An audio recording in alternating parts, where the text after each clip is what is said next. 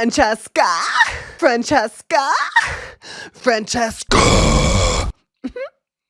Excuse me. Hey guys, welcome to the Wig Alopecia podcast. My name is Jessie Vesper. If you haven't heard of me, that's your problem, not mine. I'm stuck with me. I am here hosting this podcast today for your emotional benefit. Okay, I have things to say to you. It's going to be a music heavy episode, guys. It's going to be a heavy episode in general because, guys, the only thing thin about me right now is my patience. Okay, my patience is wearing very thin, but I know I'm a fat ass, and all of y'all are dumb ugly, probably all broke and all. Should we just do the outfit of the day? Guys, I'm wearing gray on gray, and I know that's a fashion no. It's a fashion nope. It's a signing out. Fashion no. I've got the gray socks. These actually are gray and white because they have Jack Skellington on them. You probably can't see because of my cankles, but he is on there. Okay. Isn't he beautiful? And yet freshly shaven legs. And by freshly shaven, I do mean day 2 of not shaving, so whatever. Shirt, okay, very soft, thrifted, Goodwill. And of course, the Walmart clearance pants. Francheska! So I'm glad you're here regardless of who you are, age, size, gender, race. I don't really care, but I do need to talk about my demographic on YouTube because I don't really check that, but I did check it the other day. And I was shocked and somewhat appalled by what I found. My audience was dominantly male by 64% and female by 35%. Now, that doesn't equal 100%. If my math is mathing correctly, which I don't know about girl math. I only know about trans math. So I don't know if you've ever done trans math. That sounds like a drug. Why? I mean, I don't know. That math isn't mathing. That means there's 1%. Some of you are undecided. But whenever I was looking at the screenshot, it said 0%. So I was like, hello? I was confused about these results because not just the 0% of you being undecided, which we welcome the non-binaries and gender non-conforming people here. I do, we do, you better. But 64% of you are men. What percentile of you men are single? Also, what's with YouTube? Why is YouTube recommending me to men? I wouldn't say that primarily my audience should be men. I mean, I'm grateful for whoever's watching my videos, but I was really shocked by this because men hate me. I mean, not actually, not in my real life, but online in my experience, men hate me. And that's okay. I hate me too. But cut to last episode, whatever I said, I literally loved myself. That doesn't mean I don't love myself where I'm at. Listen, I can change it's my opinion. Can I not change my opinion? Especially about myself. Guys, every episode is just a time capsule of who I am in the moment. I can't be held accountable for everything that comes before or definitely anything that comes after because that's the new me. And the old me, that was the old me. You know, that was the old me. And what can I say? What can I do? I'm over this. Breaking news. We now know, thanks to the Trump administration, that there are 2 genders. There are girls and there are boys. And I am a George Foreman. Yeah, it's true. I'm coming out. This is things that live rent-free in my head, okay? And we're going to be reacting because I'm reactional. So this first thing, I saw this on TikTok. I've been spending a little bit more time on TikTok, more time than I should be spending on TikTok and Reels and Shorts. I'm just trying to figure out how they work. I just feel so left behind if I'm offline for like more than 3 days or a week because it's like, I miss so many memes. And not that I'm really trying to consume memes, but guys, I used to have my screen time down so much. It was like only a couple hours a day, like 2, I think. I can't remember what my world record was, but I know it was low, okay? Last week, my screen time, my average per day, guys, it was 7 hours and some change. I am embarrassed. I wanted to limit my screen time, but now that I've been back online, guess what?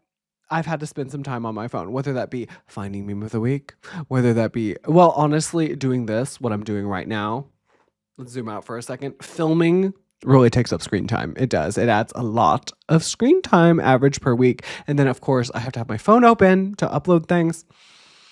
Is it possible for me to not be on electronics other than whenever I film, right? Could I possibly someday do that? Maybe. But right now, I think I need a production team.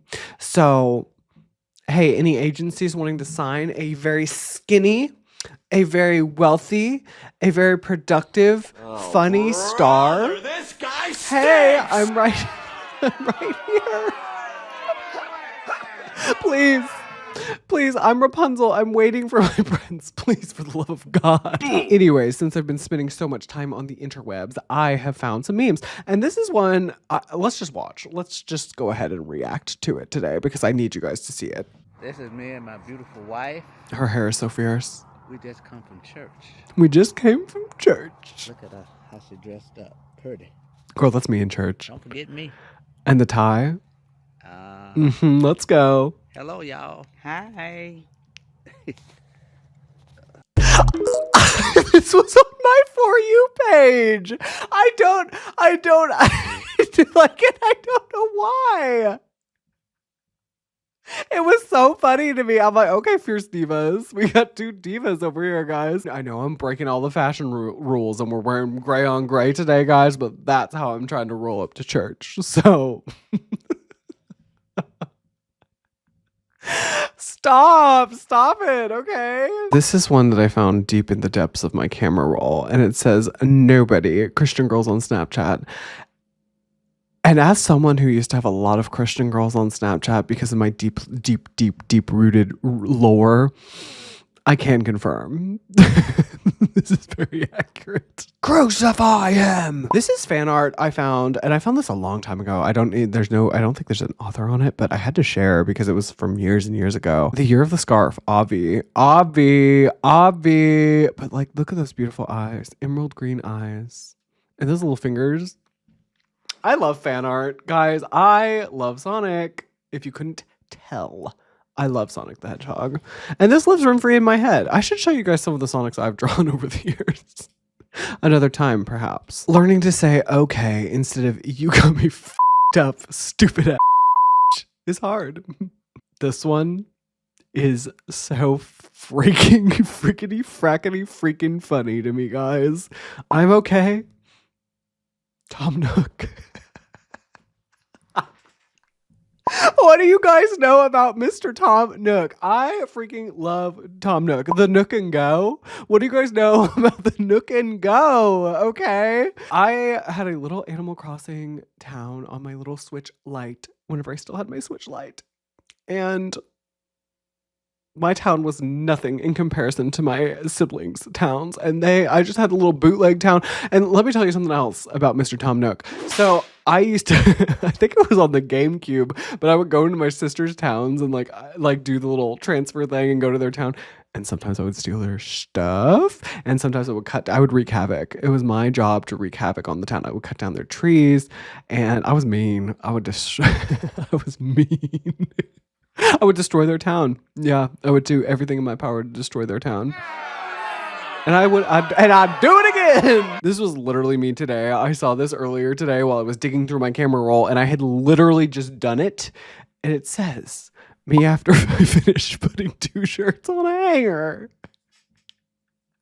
Girl, that literally was me because I'd taken this off the hanger. So I'd taken my outfit for the day, OOTD, off the hanger, and I was like, okay, time to go back on my phone and do some planning, which I guess was productive. Me, what do you want for dinner? Date, how about Sonic? Me under my breath. He's so fast. How would we catch him? Stupid. Sorry I left you on red. I didn't mean to open it. Another thing that I just need to briefly touch on that lived rent-free in my head and still does and has for so long is there was this girl I knew when I was high school age, and I knew her through church, and she would do her guys, she would do her eyeliner with a Sharpie. So we're going to be doing that today. Actually, no, we're not, but I think about her a lot. Who was that diva? Next order of business, and this is going to be a rough one to get through for me because I have things to say and they are not I don't know if you guys are strong enough, but I was finally strong enough. Okay, I was strong enough to listen to Katy Perry's album 143, and not just 143, 1434? Is that what it's called? There's a lot of numbers in my no, guys, dyslexia. 1432. 1432. Not to be confused with 4321, which is something completely different.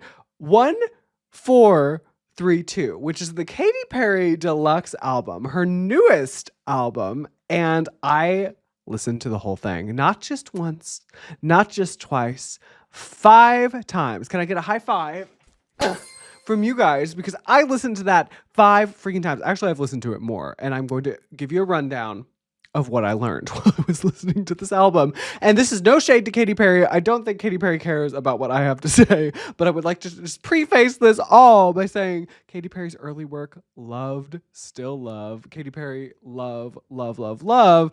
And this is all just in good fun. And it's my opinion, okay? It's my opinion. So without further ado, these are my quick thoughts on the Katy Perry 1432 album. Most of the songs were mid. Oh no! Katy. Oh my gosh. Why were most of the songs mid?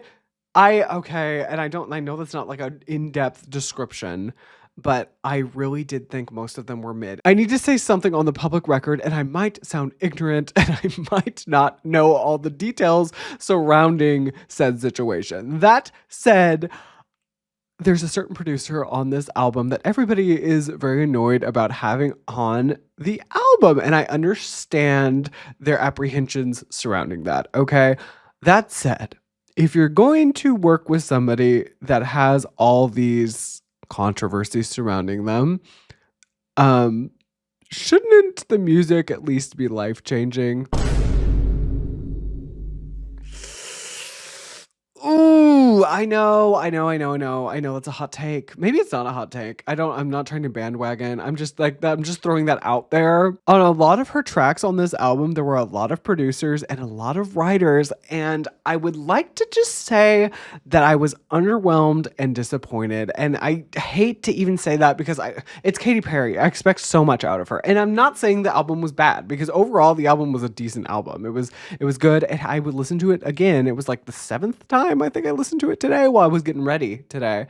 And I was bumping, I was grooving, I was wiggling. And so ideally, that's what music is supposed to make us do, right? Feel stuff or process things or wiggle, right? And so it made me wiggle, but it wasn't like club bangers, wiggling. It was just like kind of like mall pop is really like the description I would provide. It was disheartening to hear. No, it wasn't disheartening. It was just a little disappointing. It was just a little disappointing because I do expect so much from Katy Perry and I still love her, of course. And I trust the artist's vision and I'm glad she's creating things that make her happy, hopefully. I hope. I mean, I didn't ask her personally, but I hope, right? The 2 best songs on the album, I would say, are All the Love. I was so stuck on that. Still can get stuck on that. And when it goes into Nirvana, which is also a banger, I will say, like, All the Love makes me feel things. Oh my freaking gosh, it makes me feel things. Okay, that's like if we had that vibe, not just that vibe, but like that energy on the whole album, I think it would have been smash bangers, But I love that song and I love how it goes into Nirvana. Nirvana is also a good song. But for the power hitters that we had on this album, okay, we had Doechii, which Doechii, I'm a new fan of, very new fan of, I will say. But I like Doechii. I'm a casual listening fan. I'm a casual listening fan of Doechii. I like Doechii. I like their visuals. All their visuals and music videos I've seen, I have been impressed. Okay. And all the viral sounds, Doechii, one to watch. Doechii's already like A-list by now, I think. We're close to A-B list, right? Doechii's one to watch. Doechii's going to do some crazy stuff in the future, I think. We had Doechii on there. We had 21 Savage. And we had Kimberly Petras and Jid on there. I'm about to go on a Kim Petras rant here in a minute. Stay tuned for that. But Kim Petras on Gorgeous. The song was good. It was memorable, I guess. But I really expected more out of the two of them because Kim is such a great writer and producer too. I just expected more. I really expected more. And it was a fun song, but like, give me more. The 21 Savage song, didn't really like it at all. It was very underwhelming. And then the Jid song, didn't like that either. It's not that I disliked the songs. It was more that I wouldn't add them to a playlist and I wouldn't revisit them unless they were on the radio or on shuffle, you know, and it randomly came on and I would probably skip it if I could in the moment. And I think a lot of people are feeling that way. And I don't want it to sound, I guess it just needs to sound how it is. Like, that's my opinion. I'm sorry. I'm sorry. They ask you how you are, you just have to say that you're fine. I just thought with so many power players on the album that we'd really get more out of it. And with Katy Perry in general, like, I feel like Katy Perry could put out a no features album and do amazing things, right? In fact, I know she can. But it was just strange to have all those people on there and it be so lackluster in so many ways. The production was really good, which the production should be good with that many writers and that many producers. It should be. It should be. It really should be. In today's musical climate, I feel like they were very forgettable. Okay. That's my review. If you guys know anything about me and anything about Kim Petras, you know that my lore with Kim Petras runs very, very deep. She currently, I think, still follows me on Twitter because I used to do reactions to Kimberly Petras on my YouTube channel. That's how I started. Well, that's not exactly how I started on YouTube, but it's one of the things I did in my earlier YouTube journey. And I've been repping that girl since day freaking one. Okay. I will never forget the moment that I discovered Kim Petras because Nikita Dragon had her outro and her outro had, I want all my clothes designer. Ooh. And I was like, who sings this freaking song? So I was like, Google. I was Googling and I found Kimberly Petras. And I had seen Kimberly Petras before because she had this little documentary about being, I think, the youngest transgender person at the time. And I had seen that. I'd watched it with my parents, actually. And I was shocked because it kind of unlocked a core memory, right? It like unlocked this memory. And I was a fan ever since. And I love her music. I love her lyricism. I love Kim's earlier work. I really, really do. Not that I don't like her current work because I love a bop. I love pop. I love Pop Miami. I like her radio hits. They don't hit the same to me as like her earlier work lyrically, but what she's been doing and her success, I am really happy for her. And I still listen because, of course, why wouldn't I? You know, it's bops. But my music taste has changed a lot over the years as well. And I listen to a lot more hyper electronic stuff and also a lot of metal and baby metal and rock. And I'm just all over the board. And I also get so stuck in what I'm listening to that it's like the same songs over and over and over. But I'm trying with this podcast. Hey, comment recommendations.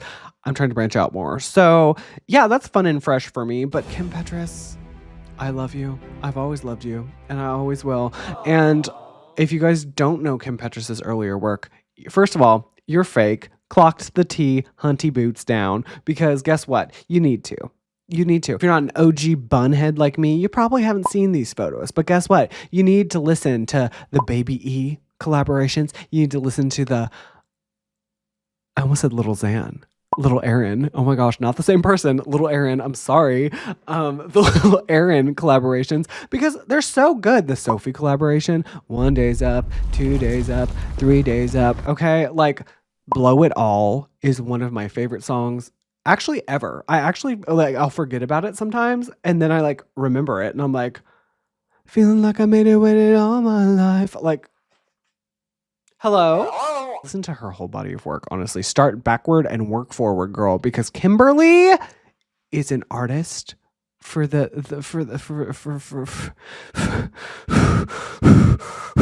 she's an artist that will not be forgotten because she's amazing. And you guys need to clock it and check yourselves, okay? I'm so tired. I'm tired of people on the internet. I'm tired of all of you, and I am going to delete the internet. You mark my freaking words. I'm going to delete the internet because all you little twinks and you buff men out there always like to little comment these little things, like these little jabs about my opinions on the girls, okay? My opinions are the only correct opinions because I support the girls and the dolls and the theys and everybody in between. So, Kimberly, I love you. Don't you re-listen to these haters. I remember when Kim was blowing up because of her #1 single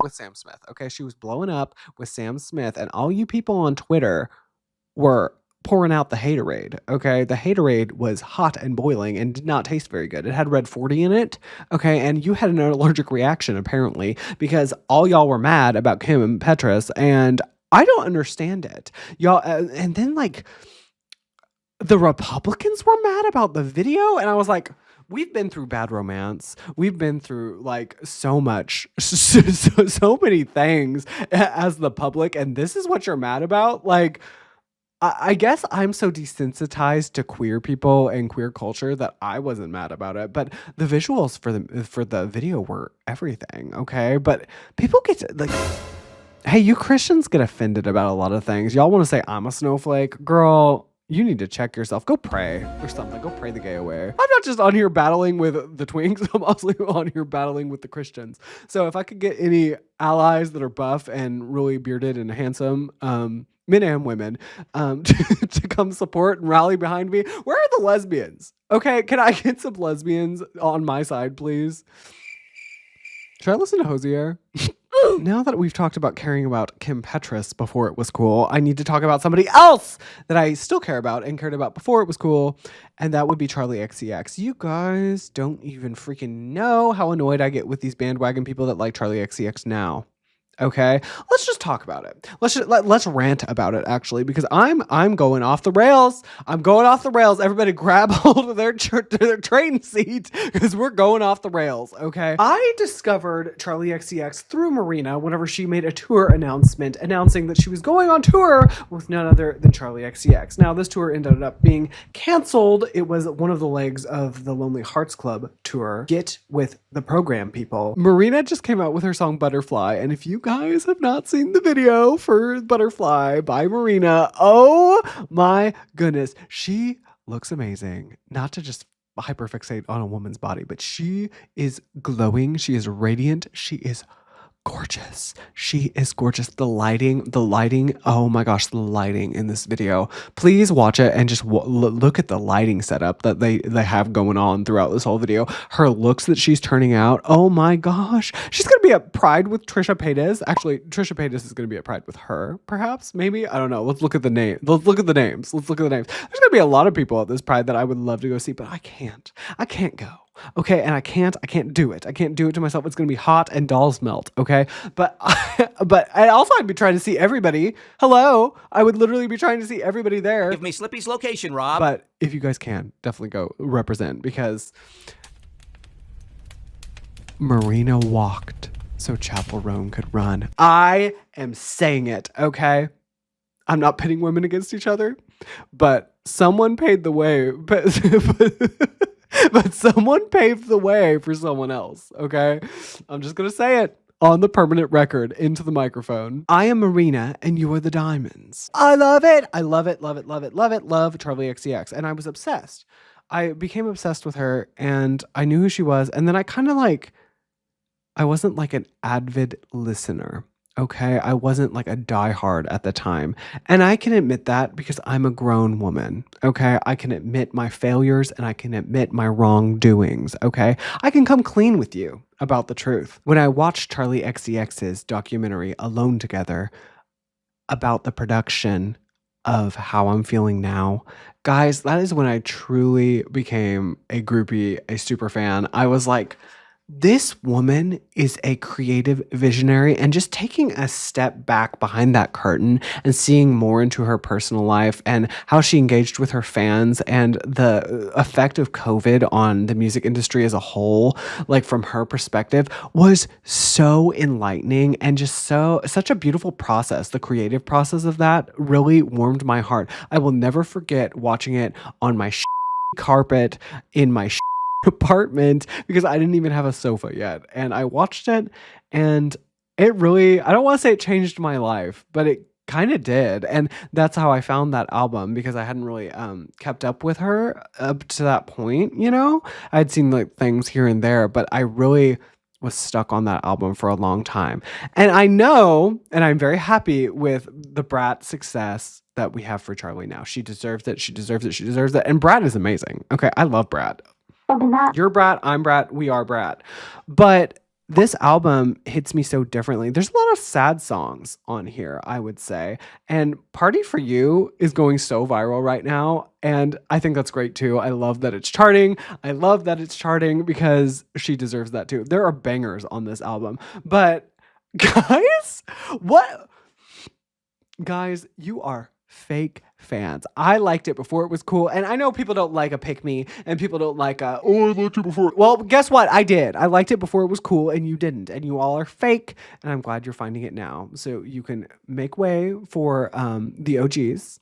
And y'all, all the twinks, can we step aside, please, and make room for the OGs, the big bitches? Can we make room? Because I was there first, okay? She's mine. Charlie is mine. You can't have her.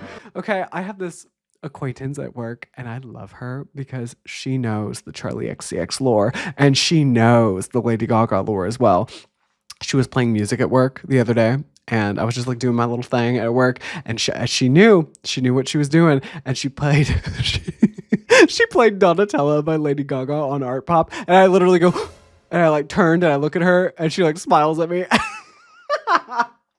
Y'all, we had a connection, we had a bond, and that's how you know you were in the trenches before it was cool, when someone didn't like the album. Because I remember how people were talking about how I'm feeling now. They weren't saying good things. They were mean. They were mean. You all are mean. I know the truth. Don't cite the deep magic to me, witch. I was there when it was written. So just to recap, I did love Kim Petras, Marina, and Charlie XCX before you and more than you, and still currently do. And you can do what you will with that information, and you're allowed to like them too, but just know I'll always love them more than you. And that's okay. Moving on, I need to tell you guys about what happened to me at Barnes & Noble. I was at Barnes & Noble with a friend because we were looking at books. I was looking for things to read. I was just like reading, looking at my little covers, and like, I don't remember where I was. I was like, I think I was in the cookbook section because I was looking at, shocker, I was looking at food because I was hungry, okay? So I was looking at cookbooks, and then I see these evangelists, and they're two young gentlemen, and I could tell they were Mormon. Okay. I don't know if that's rude to say, but I could. And they were well dressed, handsome, very handsome young gentlemen. In fact, I would let them evangelize me, if you know what I'm saying. They were evangelizing a other man, like, who was not attractive. And that's fine, but he wasn't. And they were talking to him, and he already knew Jesus as his Lord and Savior, but he was not Mormon. And he kind of like was like, oh, whatever, I don't really need to talk about Jesus because I already know. Okay, that's fine. Now, I was dressed as a woman of God, as I do.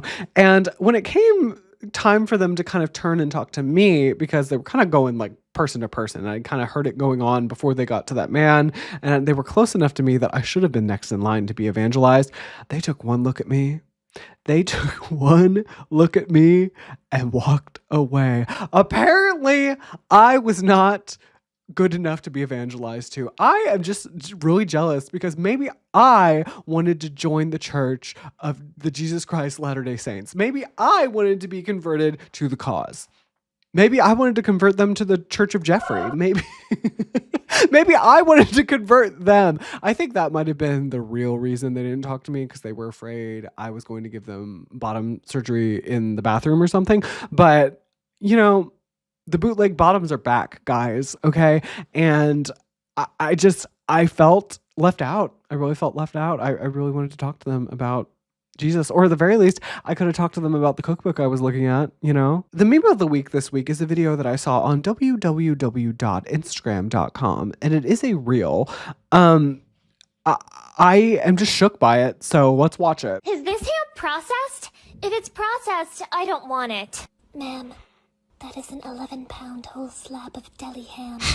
It has no bones, fat, or connective tissue.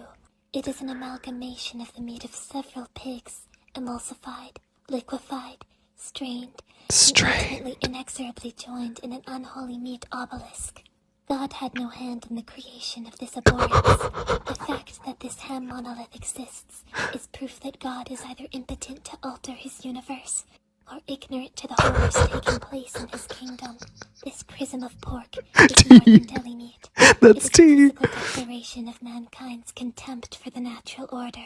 It is hubris manifest. We also have a lower sodium variety. Not the lower sodium variety. That is literally how I feel whenever I listen to any Christian speak. Okay, I'm like, God had no hand in this. God had no hand in your capitalistic religion, and just go eat your ham. Go to Kroger and buy your ham, okay? Do I know the origin? No, I do not. Do I know what anime this is? No. Do I know who created this meme? No. Have I seen it before? Yes. And sometimes I see memes that they resurface, right? I see an older meme and I'm like, I remember this. I saw this a long time ago and completely forgot about it, but it unlocked a core memory. It really did. And I am thankful. Thank you, Jesus. And thank you, Jeffree Star. Song of the week is Oops by Austin Coven. And guys, I have to just tell you about Mr. Austin Coven. I randomly saw him on Instagram Reels because it was sponsored content. Now, let me tell you how I feel about sponsored content. I kind of think it's BS, but I heard his song Rubbing Alcohol being promoted and I liked it. I was like, whoa, this is actually good. It's different, and I'm gonna click this guy. I'm gonna click his little Spotify. We're gonna see what's going on with Mr. Austin Coven. So I clicked the Spotify, and I listened to the whole song, and then I immediately stopped watching the anime that I was watching because I had been watching anime, paused it to get on the Instagram Reels, and then I was like, oh my god, this song is so good. I got my arse up and I went and grabbed my headphones because I needed my AirPods immediately because I wanted to see if the production matched how it sounded through the telephone, right? Put in my AirPods, the production of this song had me floored. Now, I then see that I can pre-save his album because it's coming out in one day. This is horrible. I needed to listen to more in that moment, but I could not. So I had to continue to listen to the song on repeat. I listened probably about 12 times while I was doing homework because I started being productive. The song made me want to be productive, and it also made me want to wiggle. And I also liked the lyrical content of this song. You guys should listen to this song as well. Now, you might think, is Rubbing Alcohol the song of the week? No, it's not. It was just a gateway drug to the song of the week, okay? The next day, I'm highly anticipating this album at this point because I had work the next morning, and when I went to work, I put in my headphones and I listened to this album on repeat. When I went to my car on break, I listened to this album on repeat. When I got home, I listened to this album on repeat. And you might be thinking, Jesse, what is this album called? It's called The Hummingbird Cabin by Austin Coven. You guys need to listen to this whole album. This has never happened on the podcast before, and this is going to be the first installment of Album of the Week. And I'm going to give it to Austin Coven with his album, The Hummingbird Cabin, because it was so good, and I desperately need you people to watch it, listen to it, just go listen to it, but also look at the visuals of this album art, okay? The blue, the album name in his eyeball, the handsome gentleman on the cover. Can we talk about him? Can we talk about it? Can we as adults talk about this person? Because not only were the visuals there and the aesthetic was there, the music, the mixing, and the production is top notch, next level. I expect big things out of this gentleman. Circling back to Oops, I love this song. You guys need to listen to it. I'm not going to sing it for you. I'm not going to hum it for you because I'm not going to be able to do it justice. But this song, lyrically, I liked it. And the production-wise, it might be my personal favorite and best thing on the album, in my professional opinion. But that's not to say that the rest of the album is not something to listen to, because the production on it is so good. It, like, you put those headphones in and I just lose myself. I'll be editing. Like, it's a great album to have on in the background as well. Like, I'll have it on while I'm editing, but I also will have it like and be jamming in my car. I've been listening to it in my headphones, like while I work out. Yes, I work out. Sure. And but it literally is so good, guys. I need you to listen to The Hummingbird Cabin. Cashmere, Super Mean, and Cherry Bomb Explosive are also some of my favorites from the album, but I listen to it consecutively. I like listening to it consecutively. I usually start on Oops and then go to the beginning and then go to Oops and then go to the beginning and then go down all the way. I edit a lot, so I have a lot of free time to listen to music because while I'm editing, I have it on. But guys, the album is so good. Go listen to it. If you don't do anything for me here today, if you don't like this video, if you don't comment, if you don't subscribe, at the very least, go listen to this album. Please, I am begging you. It will change your life. You will thank me later. Your grandchildren will need to know about this. I'm really excited to see what Austin Coven does next because I think he's one to watch. His sound is so unique, and you might be seeing me wiggle to some of his songs on Instagram because, guys, I really did enjoy the album, and I will. It's not one of those albums where you listen a couple times and you're like, okay, on to the next one. Like, I really do think I'm going to be stuck on this album for a while. Oops, I forgot. Like, oh my gosh, so good. And I'm excited to see what he does next. Not that he didn't just put out a project, but I hope he can like tour and do shows and stuff. I don't know. Like, I didn't look too much into that, but I would be excited to go to an Austin Coven show. I think that would be pretty freaking sick. I don't know. One to watch. Also, side note, I'm still stuck on Vital by Poppy and To You and Heart Shaped Tattoo by Little Crimes. Okay? I'm winding down the podcast now because I need to talk about something so iconic. Guys, diss tracks are back, and not just any diss track. Bad freaking Baby is back, guys. Oh my God! Bhad Bhabie is back. I freaking adore Bhad Bhabie. I literally, whenever she had her copycat makeup brand, I still have some of her brushes. You can see some of her brushes over there. But I spent a ton of money and did a video on her makeup brand thing that came out, and she liked my comment. Tee-hee. Famous. Fame, riches, and rehab. Okay? But I love Bhad Bhabie. I know she's a little controversial. I know she's a little wild, but that's Bhad Bhabie. Okay, we love. And can we talk about this video? Can we talk about the music video for this song? I was literally up last night. I was up late last night because I was watching My Hero Academia, as one does. And this video just pops up because I have her in post notifications. And I'm like, what is Bhad Bhabie doing? Okay, what is Bhad Bhabie doing? Getting off OnlyFans, getting off dealing with cancer, getting off freaking raising her baby, and she's doing a diss track? Is our girl coming out with an album for summer? I literally immediately watched the video twice, and then I immediately texted my friend, and I said she's back.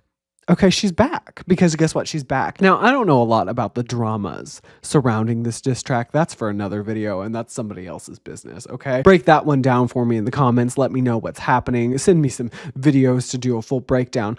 All I know is Alabama Barker is coming for Bhad Bhabie, and I think... correct me if I'm wrong, but I'm pretty sure they're fighting over a man, right? I did watch Alabama Barker's video, which I didn't even want to give her my view because I've only seen her on the Kardashians.